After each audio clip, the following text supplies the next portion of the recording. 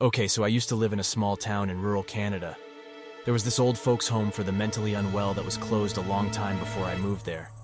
During the day, people would go on the property and hang out in the well-kept grass and trees. The town still took care of the surrounding grounds for this specific reason. The actual building was locked up, but teenagers would break into the building to basically scare themselves, myself included on a few occasions. Usually with 5 or so people, little drunk or a bit high, but even stone-cold sober, it was lots of fun, probably due to feeling somewhat safe in numbers. And literally nothing actually happened that couldn't be easily explained with logic. Noises, papers shifting, etc.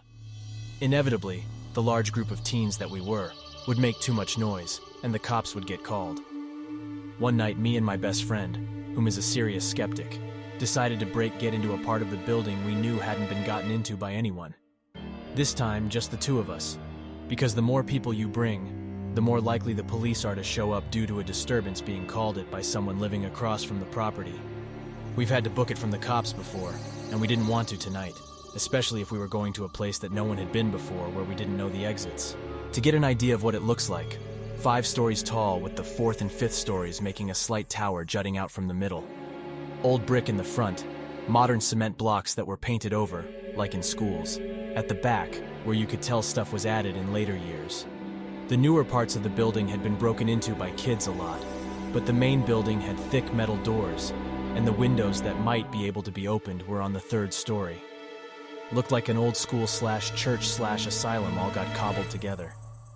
There were other little structures around the main building, pool house, gymnasium, all ransacked by US idiot kids.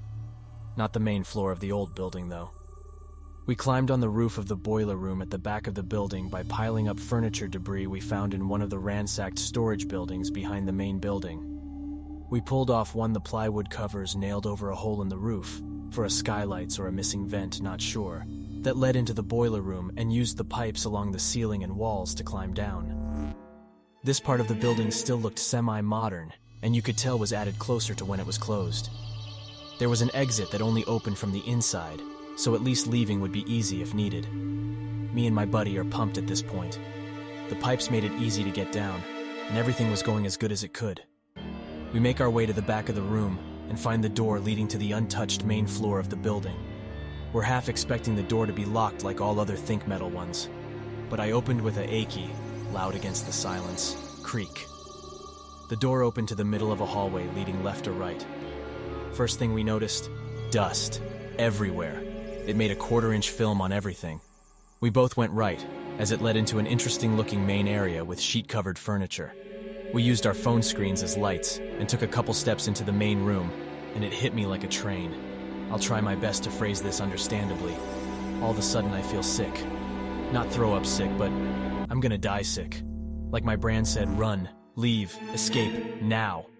I started shaking for no reason. It was so jarring.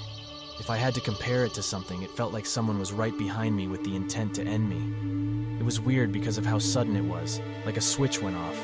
I was excited and positive right up until the point where I was convinced we were about to get jumped or murdered. I looked at my buddy and his face had the same expression of what I felt. Genuinely terrified. White as a ghost. I think that might have scared me even more honestly because I've never seen him like that. Remember, neither of us saw anything at this point. No ghosts, no distinct noises after the door creak, no creepy dolls or skeletons. Just thick dust and sheet-covered furniture.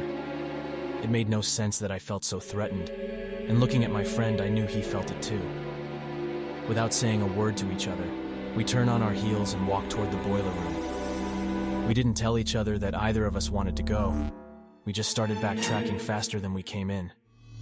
I'm leading us at this point, and my blood ran ice cold when I noticed something on the other side of the door we left open. A set of fresh-looking footprints that led down the left route of the hall. We both went right to get the large main room. The prints were positively not ours.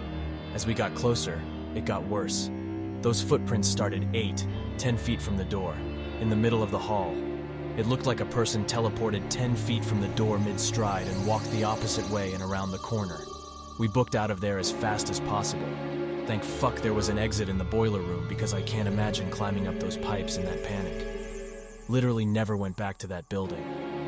I asked my buddy what he saw on the way back to his house, and he said he saw the prints and noticed how far they were from the door, so I know I wasn't seeing things.